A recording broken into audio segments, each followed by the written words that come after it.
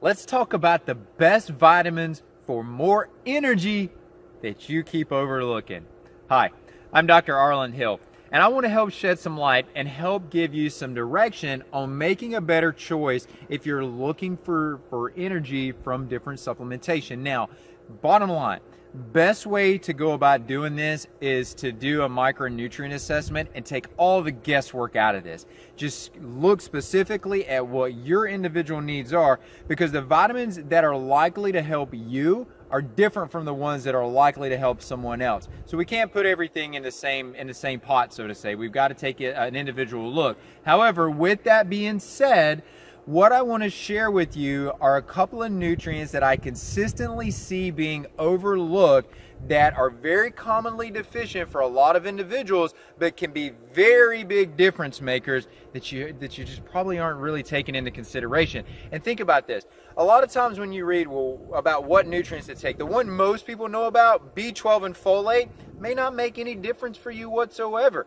Things like coenzyme Q10 and the B vitamins as a whole, those just aren't going to be knock it out of the park energy boosters for everybody. So here's some of the ones that I think should absolutely be on your radar that commonly get overlooked. So number one is going to be vitamin B5. Now again, a lot of times when we talk about B vitamins, most people are thinking B12 and folate.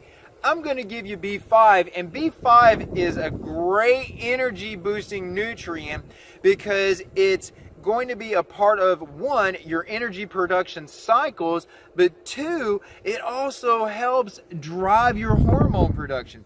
B5 is a precursor to your hormones. So if you don't have adequate B5, if you're deficient in B5, you're not making good hormones. And let me tell you, if you don't have good hormones, you don't have good energy. So number one is adequate B5. Now, number two is going to be glutamine. Now, glutamine is not typically thought about as an energy nutrient. In fact, if you're not familiar with glutamine, glutamine is actually an amino acid, and amino acids are what make up our proteins. But as it relates specifically to this one amino acid, this glutamine that we're talking about, glutamine is going to be very beneficial for producing energy both directly and indirectly. Now, from a direct standpoint, when we don't have adequate amounts of glucose available, we can use glutamine as an energy source, so it can directly fuel our energy production.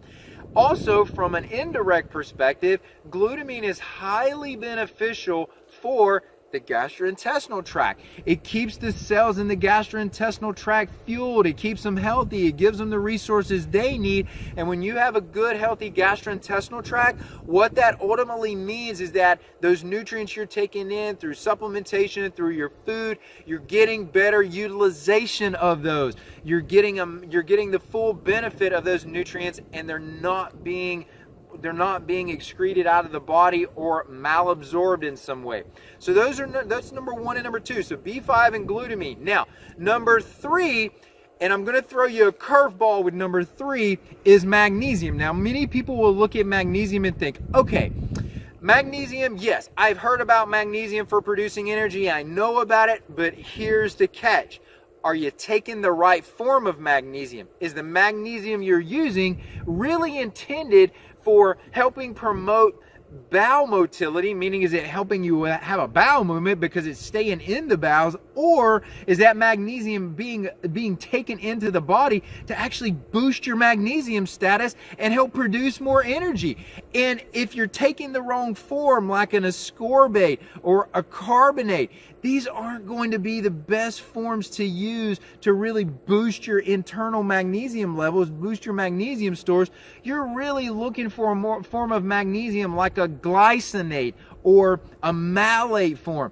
Those are going to be really the best forms. Or, and here's another one, if you really want to boost your brain energy, what's called magnesium threonate. So there's all these different forms of magnesium, but you've got to make sure you're selecting the right one to accomplish the goal that you're looking for. And if it's energy production, glycinate, malate, 3 and 8 is really where it's going to be at for you.